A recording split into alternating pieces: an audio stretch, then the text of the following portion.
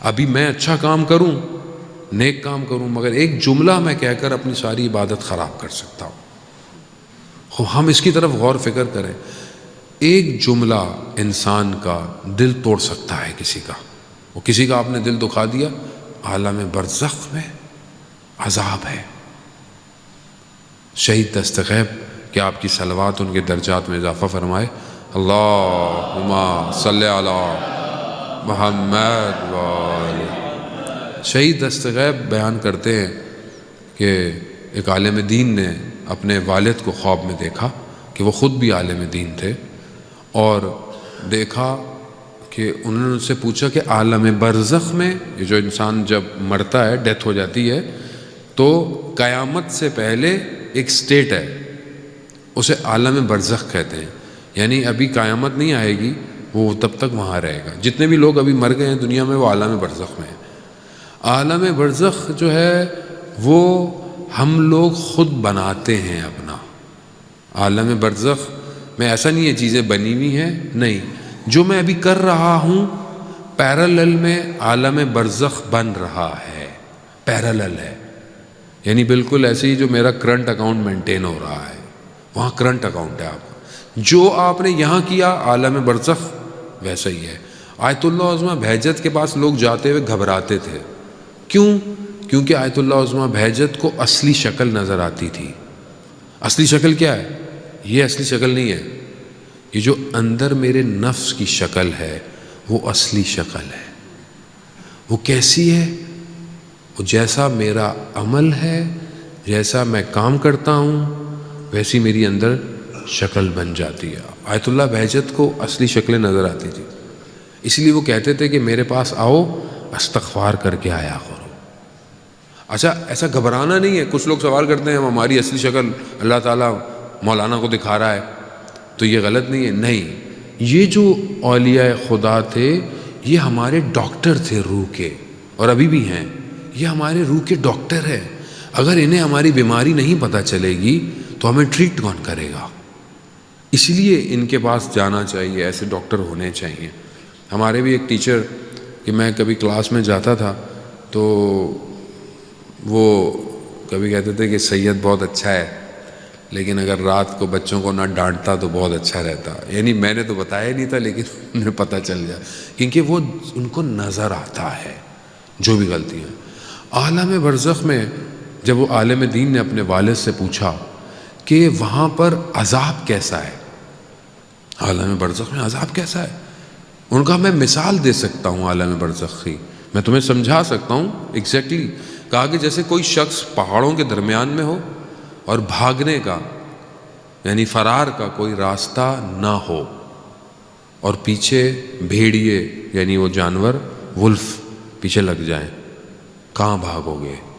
کہا عالم برزخ میں عذاب ویسا ہے۔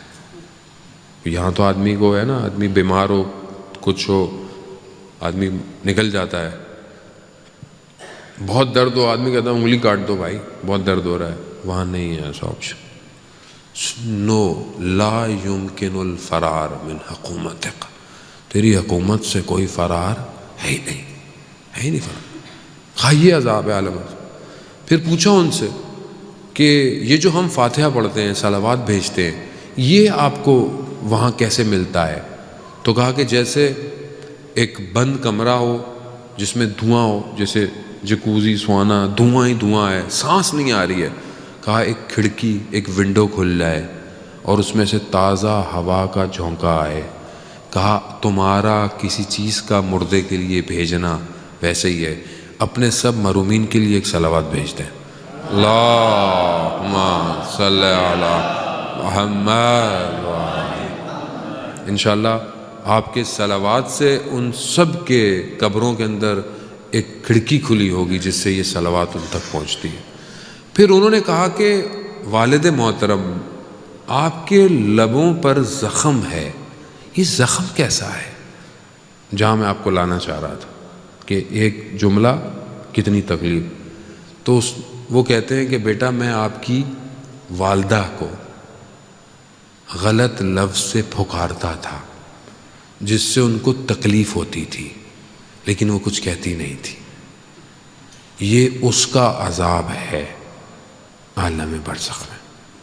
تو کہا بابا میں آپ کے لیے کچھ کر سکتا ہوں؟ کہا جا کر اپنی والدہ سے کہو کہ مجھے معاف کر دے، وہ معاف نہیں کریں گی تو یہ قیامت تک یہ زخم باقی رہے گی۔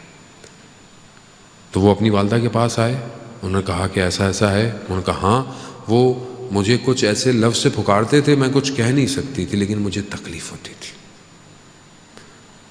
صرف کسی کو غلط نام سے پکارنا ہمارے لیے تو مذاق ہوتا ہے نا، بعض اوقات ہم کہتے ہیں وہ چھوٹے موٹے پتہ نہیں کیا کیا کہتے ہیں، یہ ایسا ہے، وہ تو مذاق میں ہنس رہے ہوتے ہیں بیٹھے ہوئے، لیکن اس کے اندر بعض اوقات کسی کو نہیں ہوتا، بعض اوقات گیدرنگ میں 4 دوست ہیں تو ایک کو ہمیشہ اٹیک کرتے رہتے ہیں بیٹھ کے، یا فیملی میں کوئی ہے بہن بھائی ہیں، کسی کو ہم کسی کو مذاق سے اس کو، لیکن اس کو اندر تکلیف ہوتی ہے۔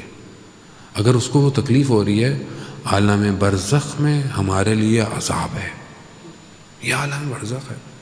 اس لیے انسان اپنی زبان سے کسی کو، اصل مومن کیا ہے؟ حدیث ہے مومن وہ ہے جس کی زبان اور ہاتھ سے دوسرا مسلمان محفوظ ہو۔ روزہ زبان کو کنٹرول کرنا سکھا رہا ہے، خاموش رہو، ایسی بات نہیں کرو کہ جو فائدے مند نہ ہو۔ اب آپ بولے میں نے تو کھایا پیا نہیں باقی کچھ بھی کیا، روزہ ٹوٹ گیا۔ روزہ صرف وہ حدیث آپ نے نہیں سنی، رسول خدا کے پاس کچھ خواتین آئیں، کہا کہ یا رسول اللہ ہم روزے سے ہیں، کہا افطار کر لو، روزے سے نہیں ہو۔ کہا یا رسول اللہ تم نے اپنے بھائی کی غیبت کی ہے؟ غیبت کرنا، کسی کی بھی غیبت کرنا، اپنے بھائی کا مردہ گوشت کھانا ہے، کیونکہ ہمیں نظر نہیں آ رہا، نظر نہیں آ رہا۔ اگر یہ ہمیں نظر آ جائے تو پھر ہم کچھ بھی نہیں کریں۔ ابھی آپ کے یہاں مجھے نہیں پتا کیمرے لگے ہوئے نہیں لگے ہوئے، ابھی جن ملکوں میں کیمرے بہت زبردست لگے ہوتے ہیں نا، آپ دبئی چلے جائیں، مڈل ایسٹ چلے جائیں، اتنا ہی کیمرے ہیں کہ آدمی گاڑی نکالتے ہوئے ڈرتا ہے، ریڈار لگا ہوا ہے، سیٹ بیلٹ نہیں پہ، ہر چیز کا۔ کیوں؟ کیمرے لگے ہوئے ہیں، فلیش پڑتا ہے، لائٹ پڑتی ہے، لائٹ پڑتی ہے تو آدمی کو پتہ چل جاتا ہے کہ گڑبڑ ہو گئی ہے، کیونکہ خدا کا کیمرہ ہمیں نظر نہیں آتا، اس لیے ہم رکتے ہی نہیں ہیں کچھ کرتے ہوئے، ہم کسی کو تکلیف دے رہے ہیں۔ عزیزان محترم، روزہ یہ وہ خدا کی طرف سے ایک انٹرنل پولیس ہے جو خود آئے گی، خود آپ کو روکے گی، سٹاپ، رک جاؤ، یہ نہیں بولو، یہ نہیں دیکھو۔ تو ہم اپنی زبان کو کوشش کریں، اچھی بات کریں۔